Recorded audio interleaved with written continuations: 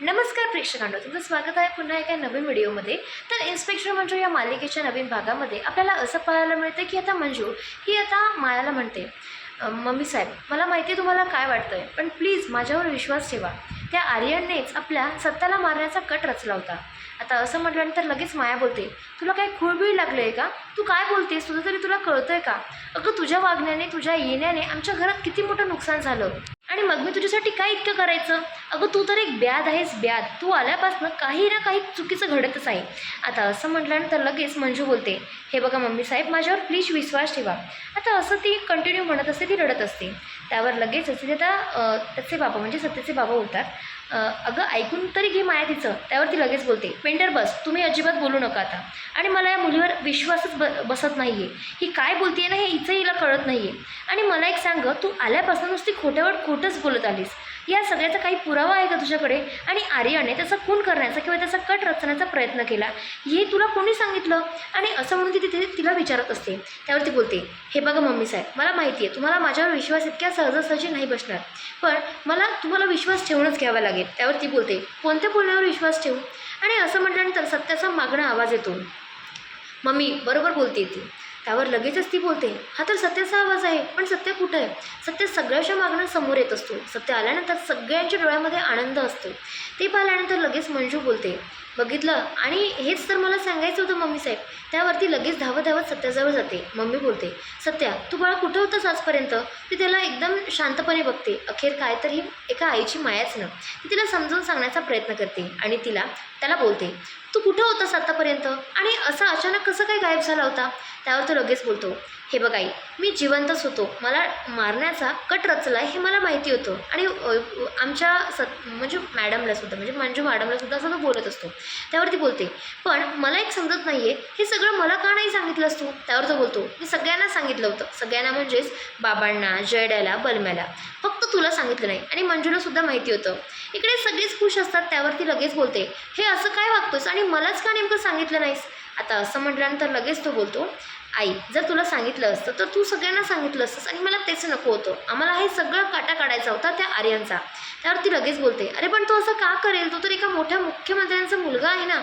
त्यावरती लगेच मंजू बोलते, तो कुठल्याही खोट्या मुख्यमंत्र्यांचा मुलगा नाही आहे, आणि हेच खरं मला सगळ्यांच्या समोर आणायचं होतं, पण तो आपल्यापासून बचावला आणि पोलिसांकडे गेला. मला याचाच खूप राग आला आहे. तू काळजी करू नकोस. आता असं म्हटल्यानंतर लगेच ती बोलते, जे झालं ते झालं. माझा मुलगा परत आला ना, यातच मला खूप आनंद आहे. आणि ती या सगळ्यामध्ये त्याच्यासाठी खूप आनंद गात असते. त्यावरती बोलते, सत्या, तू आलायस ना, आता मला खूप छान वाटतं आहे. थँक्यू सो मच देवा, तू असं केलंस. त्यावर मंजूसुद्धा खुश होते, कारण अखेर मायलेकांची भेट झालेली असते. पण सत्या इथेच थांबत नाही. त्यावर लगेचच ती बोलते, सत्या काय झालं, चल ना घरामध्ये. त्यावर लगेच तिथे आता ती बोलते, अरे मी खूप आज आनंदी आहे, तुला जे हवं आहे ना ते तू अगदी मागू शकतोस. त्यावर सपना बोलते, पण सत्या भाऊजी, तुम्ही आम्हालाच का नाही सांगितलं हो, या सगळ्यांना सांगितलं.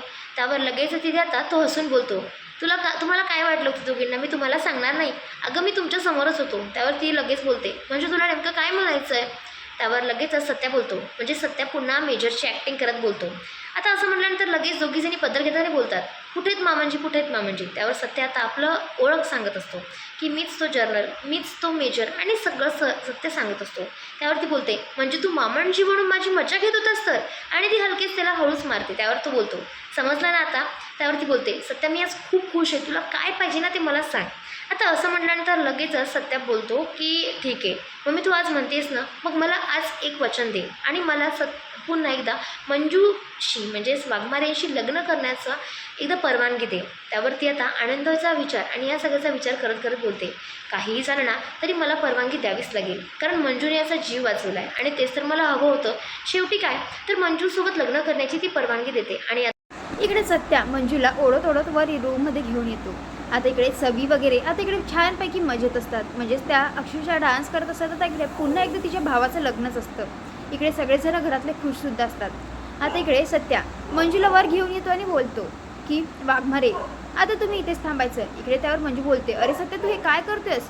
आणि मला पुढचीसुद्धा तयारी करायची आहे. आता इकडे त्यावर तो बोलतो, थांबा की जरा. आता इकडे त्यावरती बोलते, थांबा की काय थांबा की, अजून आपलं लग्न झालेलं नाही आहे. तुझ्या डोक्यामध्ये काय विचार चालू आहे? आता इकडे त्यावर सत्य बोलतो, माझ्या डोक्यामध्ये तर खूप काही प्रश्न चालू आहे, पण मात्र आता इकडे मला एक गोष्ट सांगा, तुम्हाला खरंच माझ्याशी लग्न करायचं आहे पुन्हा एकदा? आता इकडे त्यावर मंजू बोलते, पुन्हा एकदा म्हणजे आपलं ऑलरेडी 2दा झालंय की.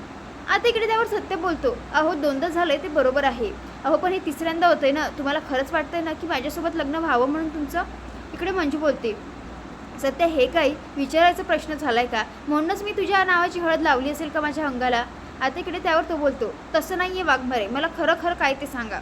इकडे त्यावर ती बोलते, सत्या मी या उभ्या आयुष्यात तुझ्याशिवाय दुसऱ्या कुठल्याही व्यक्तीचा मी विचारही करू शकत नाही. आणि जर का माझ्याकडे बंदूक असती ना, इकडे हवेमध्ये गोड्या झाडत तुला सगळं काही सांगितलं असतं. आणि आता या सगळ्यानंतर दोघांचं लग्न परत एकदा आपल्याला या मालिकेत पाहायला मिळणार आहे. तर तुम्हाला हा भाग कसा वाटला ते आम्हाला नक्की कमेंटला कळवा आणि भेटूया पुढच्या भागात. तोपर्यंत शुभरात्री.